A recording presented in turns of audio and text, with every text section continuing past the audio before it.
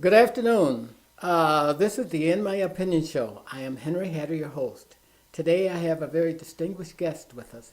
We're going to talk about Flint City water and other issues dealing with the deliberation system, distribution system. I have Jeff Wright, the Drain Commission. Welcome, Jeff. Thank you, sir. Thanks for having me. We'll get right into the issues of the day. I'd like to ask you an academic question. The water throughout the United States and no less also applicable to Flint City water. Is it good water? Is it bad water? Should we be concerned about our water in the United States?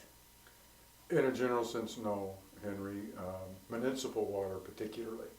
The municipal water systems across the country and in this state, whether it's in Pontiac, Lansing, Flint, Detroit, all have a very stringent testing requirement that comes down from the EPA and the DEQ, and it requires that municipal water supplies have to be tested every day.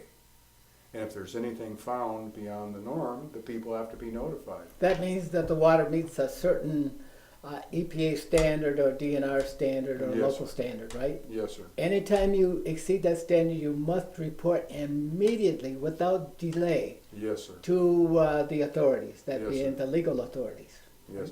And that's why I believe that municipal systems are the safest form. Even when they do have their troubles, they require you to notify the people. I brought with me today to show you some examples of bottled water. Bottled water requires no testing. There's no federal oversight. Many of the bottled water companies that you see, and your audience can look this up for themselves at the Natural Resources Defense Council. They have a total listing of all the bottled water that they test and the contaminants and bacteria and other items that are in it.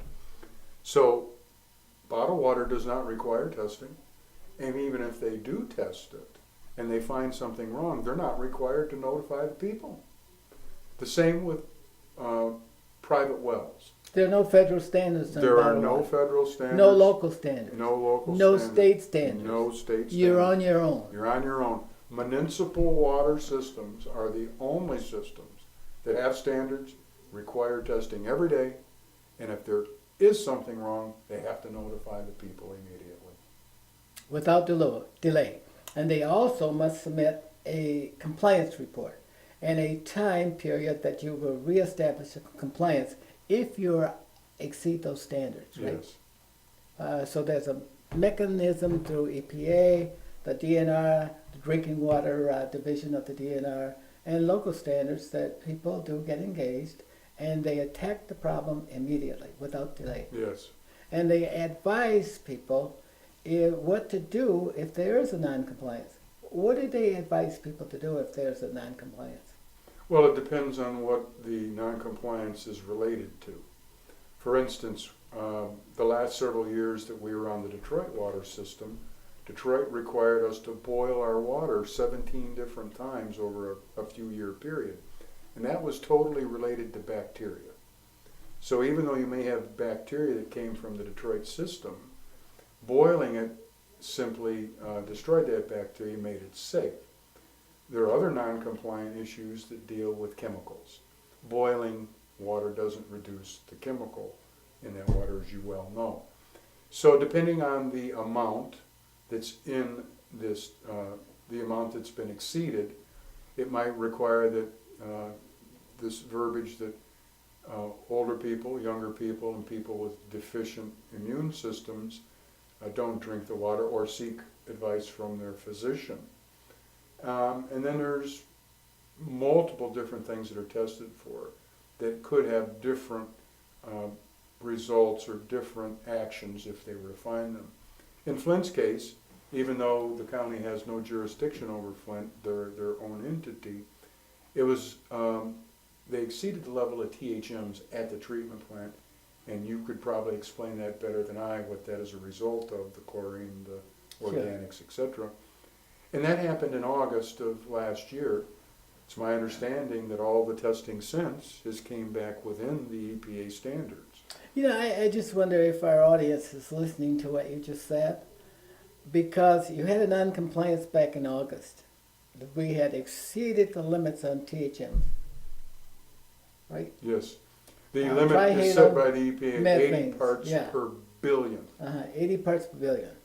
And that's a very, very small amount, It is. of which they really have not done all of the testing to see how that impacts us and at what levels. What is the threshold that we can endure without causing the ratio of the number of people in parts per thousands, or parts per millions in people. If you have one death out of 100,000 deaths, that's too many.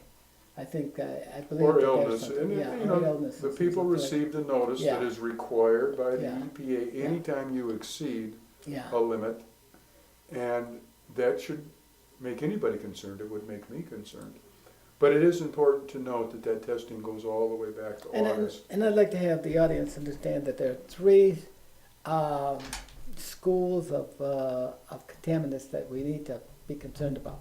One is the metals, the heavy metals, like nickel, chromium, cadmium, and other types of lead and mercury and so on and so forth. Those are detrimental.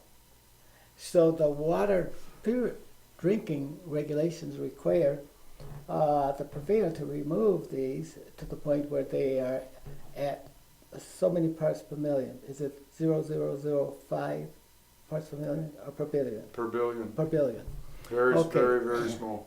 Then you have the other constituents, which are the constituents from paints and solvents, which are and insecticides, Mhm. very detrimental. They must be removed. And finally, you have domestic waste, like from sewage plants and from domestic restrooms. Well, Like domestic, true- in the case of any in- river yeah. system, domestic and wild animals, Yeah. geese, Yeah. ducks, deer, dogs. And this is where you get the fecal coliform. Yes, sir. And if I could kind of explain to the public here, there are two ways that the conveyance system, the water system, can be a problem.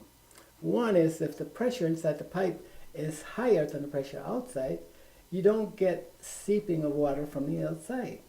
You get the loss of water, which causes your water bill to rise a little bit. Yes. But if the water pressure is higher on the outside of the pipe, you're going to get the intrusion of domestic waste or farm waste. Right. It's a negative And you pressure. get this fecal coliform element into the water, which is very detrimental, and that provides the kind of bacteria and And that's why they use yeah. chlorine. Yeah, and that's to- why to the treat chlorine. the water. If you can imagine this, you want to get rid of things that are detrimental to health. There's nothing probably more detrimental than bacteria. For many different, Yeah, for yeah. many different aspects. So that's Whether why it's you. stomach ailments, Yeah. many skin rashes, etc. That's why it's so important for you to remove all of those diseases causing constituents. Mhm. So I'd like to move on real quickly. Give us a little bit of background about you. What gives you the prerogative to sit here at this table and discuss this issue? Well, you were kind enough to ask me. Yeah, thank you. Okay. I would never dare to say that I have the background that you have. You have a very illustrious background in this industry, and I've probably not learned what you've forgotten, to be honest about it. But I started at the Drain Commissioner's office in 1974 as a laborer, and I've pretty much held every position in that office since 1974, and then I ran for Drain Commissioner when the late Tony Ragnon passed away in 2000, and I was fortunate enough to be put in by the people. So I started in 74 as a laborer, and I've been the Drain Commissioner since 2001. My educational background, I went to school locally, went to the Genesee Area Skills Center as a secondary type education, and I went to Ferris And at Ferris, I took up occupational safety and health, which was a new arena at that time in the early 70s that dealt with industrial safety And hygiene. and hygiene. And that's kind of where I got the interest in the water and wastewater and drainage industry. Well, and working in it all of these years, you learn a lot. I have to say I've learned more on the job than I did in the classroom. Well, if you don't, people will pick you apart, and so will the press. So you have to be good at what you do. So this will be my 41st year. I'd like to just move on and ask you things that are tantamount on people's mind. There are two problems out there that people are facing, and they're trying to resolve these in their own minds or aspirations. And one, oh, by the way, shall we have a drink from the Cheers. water system? Absolutely. Thank you.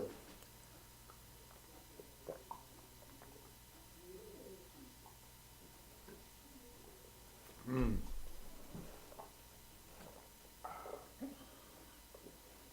Did you taste any chlorine? In all municipal systems, you're going to get some chlorine residual taste, but yes, I do, to answer your question. Well, I can taste just a little bit because I don't drink normally municipal water. I drink well water. So I did like you did. I tasted a little bit of it. But the water was good. Yes, it was. That's what I drank all my life, and so I have no difficulty. We were both brought up on Do I have any reservations about the water? No, because I know that the water system in the United States is the best in the world. I know it's like a doctor having to diagnose diseases from blood, and people drink that water, and the doctor's taking a look at what's in your water, right? When he diagnoses a person's blood, right? Yes. And here, I'd like to ask you, if people say they've had various types of rashes and feeling sick and nausea and so on and so forth, do you have an incident rate for that? And if so, what are hospitals telling us? Now, they got to be a pretty big part of this component. Colleges and universities, and we have 5 of them in this city. Five great universities. And they have all of the wherewithal to test our water and say, Jeff, you need to do something with that water. But nobody's ever come up to you. Now, I've got to ask you, has anybody ever said that they really had a problem? Have you had any incidents, any discussions? Not read about anything from the hospitals? educational institutions or the healthcare industry. How can We've you- not been contacted. Well, how much confidence do you have in the complaints? I have to believe that the complaints that the people are feeling are real to them. Yes. Absolutely. Whether the water has caused all of them or not is hard to quantify. Absolutely. But you've hit on something. If there truly is a mass problem, then the hospitals particularly should have record of that. The clinics should have record of that to show a spike or an increase in either diarrhea, body rashes, eye infections, and those types of things. Have you heard from the K through 12 system where we have 84,000, well, in the city of Flint we have 8,000 kids going to public schools here. And we probably altogether have, within the city, using city water, about 10,000 kids. Have you had any No, complaints and from any of maybe Henry, I could explain real quickly too that to give you an idea of how a lot of people don't really understand where their water comes from. For instance, this map we have up here, there's a main feed line that comes from Lake Huron that comes into the city of Flint, where it's treated at the City of Flint water treatment plant and dispersed throughout the city. Off this same line, there's lines that feed the townships that are around the city. City of Burton, Grand Blanc, Monday, Flint Township, Mount Morris Township, Flushing, Vienna, and Genesee Townships. They are on a different water system as far as source water. They're still getting their water from Lake Huron, but I want to relate an incident. I had a phone call last week from a gentleman that lives way down here in Atlas Township, who is not on the Flint system, and he's not on the county system. He's on a private well. But he didn't know that, and he broke out in a body rash. And he thought it was because he was showering in Flint water. Nowhere's near the system. He had his own well, and my assumption is, after I told him that he either went to the doctor to find out what caused his rash, or he figured that it was just a dry time of the year. His skin was drying out because it's winter, like the heaters are running all the time. I don't know. But a lot of people, unfortunately, don't appreciate exactly where their source water is. There are many private wells in Genesee County. There are about 120,000 people in Genesee County that are on Lake Huron water, and there's about 90,000 people in Flint that are on the Flint River water. And each one of those three systems are separate. But I get calls from all three with the same symptoms. Now, I probably should ask the city of Flint about this problem, and you probably already understand it because you're a professional in the business. But as I understand it, you take a look at the city of Flint, and it has quadrants. Yes. There's a northwest zone, and there's a northeast zone, and a southwest zone, and a southeast zone. Now, and each of these zones are independent Yes. conveyance system of its own. Yes. And if a person has a rash here, or diarrhea, or sick, or dies from whatever, from water, and it could be proven to the water, the likelihood of that water getting back flowing into the another system over here is not probable. Well, in most cases, it's physically impossible because of the backflow Yeah, they preventers got and this the big valve systems yeah. that only allow the water to go to a certain direction. Whether it's the northeast quadrant, the northwest quadrant, there's basically a physical separation underground that keeps that water in those different districts. When a person calls in, now well, even in your system, if you'd like to refer to your own system, but I'm going to use the city of Flint as a means for discussing this. Now, if a person calls in from the southeast zone over here, and he has a problem or she has a problem, and the problem can be verified, and yet another person over here in the northeast, northwest section gets involved, how much does that complicate the remedial action problem that needs to be taken place to It resolve the complicates problem? it. Again, I don't have total insight to the Flint system because that's operated by the city, so I can only assume certain things. But it does have an effect.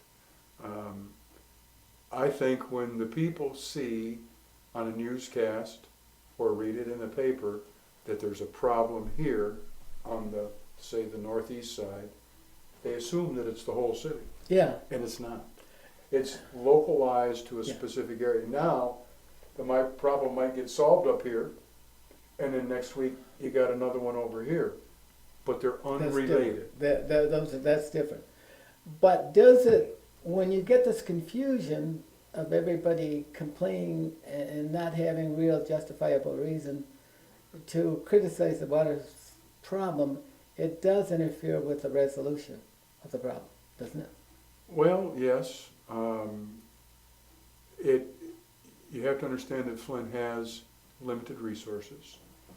And if you're spending your time and your money to chase down issues that aren't really happening in one area but are happening in another, you don't have the resources to cover the whole city. So that's part of the problem with the Flint system currently. A lot of their best management practices, techniques that they have done historically, for different reasons, they don't do any longer.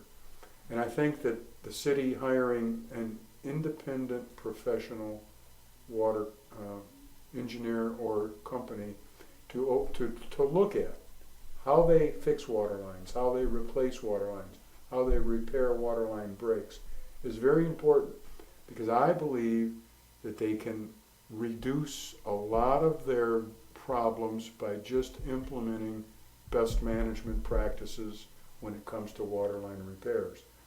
And what I was saying about this, Henry, and to the audience, is this discolored water that is affecting a lot of people. They see that. They think there's a problem. Well, that discolored water does not come from the water treatment plant. The water that comes from that water treatment plant is as clear as this. It's how they repair and replace water lines that is causing the discolored water. So there's techniques that they can change or improve that will eliminate or reduce that discolored water, which is not a health hazard, as you well know. It's the other things that came from the plant that had to be noticed in August. But the way that they repair and replace water lines is causing a lot of the problems for the people. There are visual problems. They would affect me if it came out of my tap. And there's many things that they can do to reduce or eliminate that problem totally. And that's why I think, and I hope, that this independent consultant or professional will point these things out and Flint can start changing how they do these things. Yeah, I think it's great to have this new company that they hired that will speak with one voice and get rid of all of the other parameters. Well, I think it also brings somebody in that doesn't have a dog in the fight, so to speak. Yeah. They're there to do one thing: tell the facts the way they are. There's no politics involved. There's no employment moving up the ladder involved.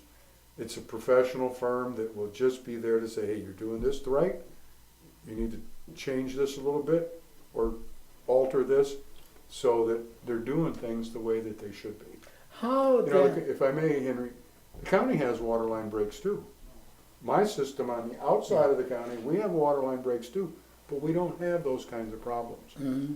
Well, what should be taken care of? The people in the city of Flint want some resolutions. Now, they're dealing with the cost of water and they're dealing with the quality of water.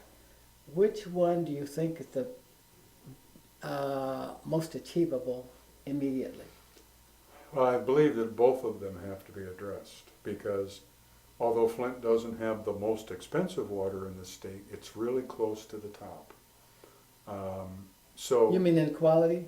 Cost. Cost. Flint's water is not the most expensive in the state, Okay. even though some think that it is, and it is high.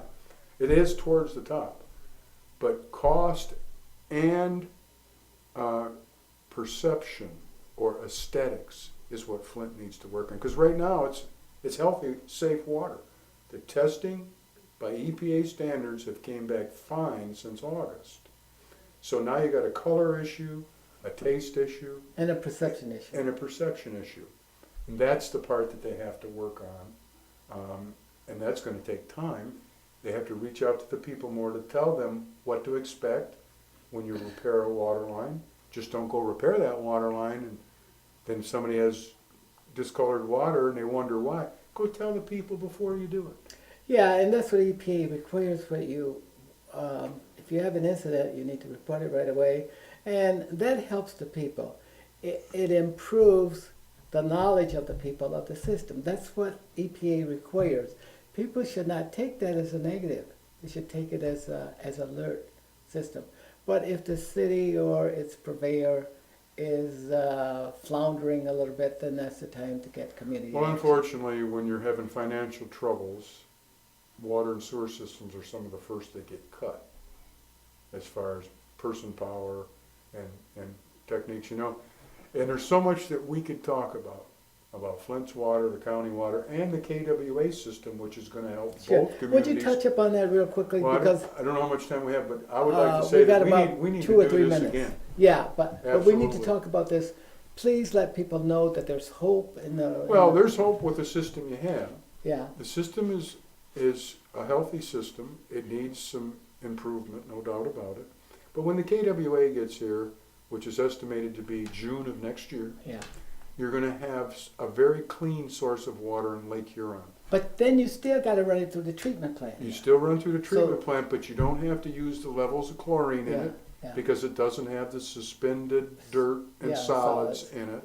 And So you can dissolved reduce your chemicals. chemical loads, you reduce all your loads, you won't have the stronger smell of chlorine because the water doesn't need as much to clean up in the first place. You only need 4 parts per million to That's what they add. And then there's contact time, and that's Yeah, kind of been contact another time, problem sure. with the Flint plant, is it's not designed to have long contact time.